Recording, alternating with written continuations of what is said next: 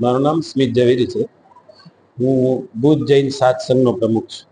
આજે સમગ્ર જૈન વિશ્વભરના જૈનોની જે ઓળખ છે એવા શ્રી મહાવીર સ્વામી ભગવાનનો જન્મ કલ્યાણક છે. એ ઉત્સવ વર્ષમાં એકવાર આવે છે. એનામાં આખો વિશ્વ પોતાની રીતના આપણા જે ભગવાનનો જન્મ કેવી રીતના સારો ઉજવાય એવો બધા પ્રયત્નો કરતા હોય છે. એમાં આ ભુજ જૈન સાતસંગ જે આખા ભારતભરમાં એની ઓળખ છે કે કોઈ પણ પ્રસંગ હોય સમાજનો, ગમે તે સંઘનો હોય તો એ બધા સાતે સંઘ ભેગા મળી ને આ મહાવીર જયંતિ ઉજવે છે. એમાં આગલે દિવસે રાતના ભાવનાનો પ્રોગ્રામ હોય, અનુકંપાનું દાન કરી, ગરીબોને ભોજન આપવાનો, બધે એવા વિવિધ પ્રોગ્રામો ભુજ સમસ્ત યુવક મંડળ આયોજન કરે છે. એનો આખો રથયાત્રાનો ને એની આખી બધી ટીમ છે એ આના પાછળ આખો મહિનાભરનો મહેનતનું આ પરિણામ આજની શોભાયાત્રા હોય છે. આ શોભાયાત્રામાં નાના ભૂલકાથી કરી ને મોટા વડીલો બધા જોડાય છે. આજે ખાસ કરીને એમાં આકર્ષણ હતો નાના છોકરાઓને બધાને સાયકલ ઉપર ત્રિશલાનંદન વીરકી નારા સાથે બધાને ડ્રેસમાં આગળ રાખ્યા હતા. એના પછી વિવિધ જે મેસેજ આપે ધર્મના એવી વેશભૂષામાં આશરે 200 જેટલા બાળકોએ ઊંટગાડી પર બેસી ને એક મેસેજ આપવા વાળા વેશભૂષામાં બધે જોડાયા હતા નાના ભૂલકાઓ.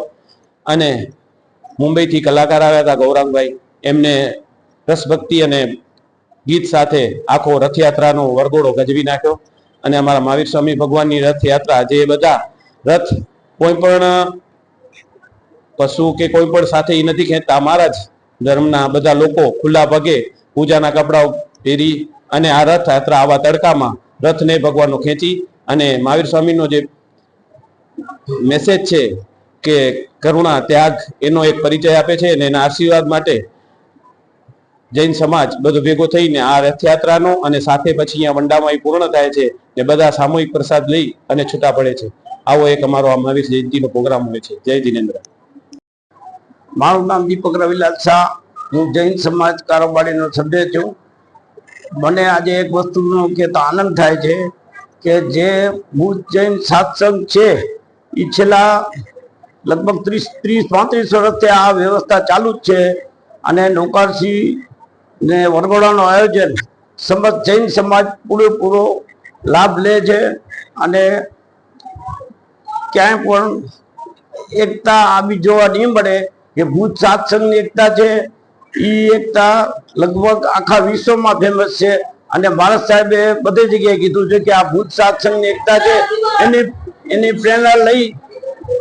પ્રેરણા લઈ અને બધી જગ્યાએ એકતા એટલી જ થાય છે અત્યારે.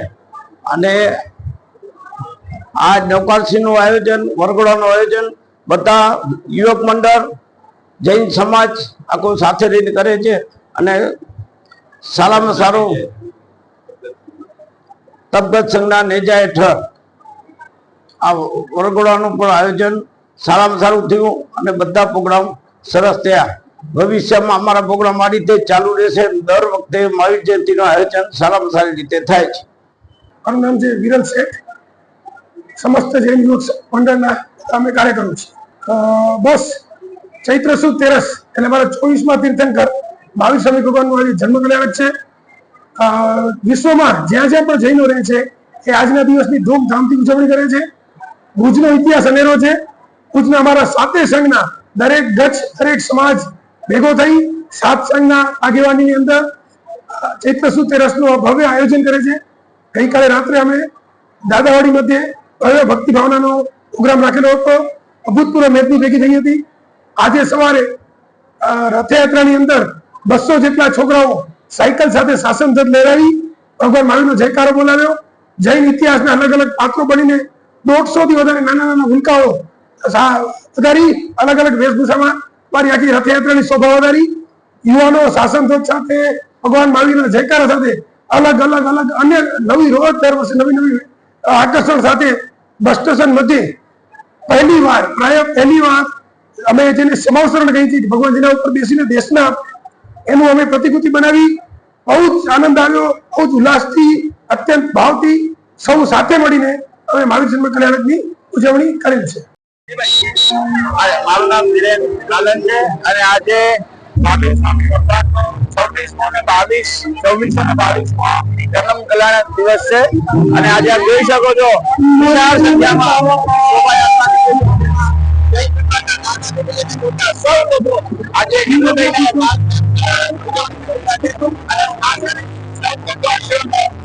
શુભેચ્છા પાઠવું છું અને લોકોને અપીલ કરું છું કે આજના દિવસમાં કે આપ આપના ધાર્મિક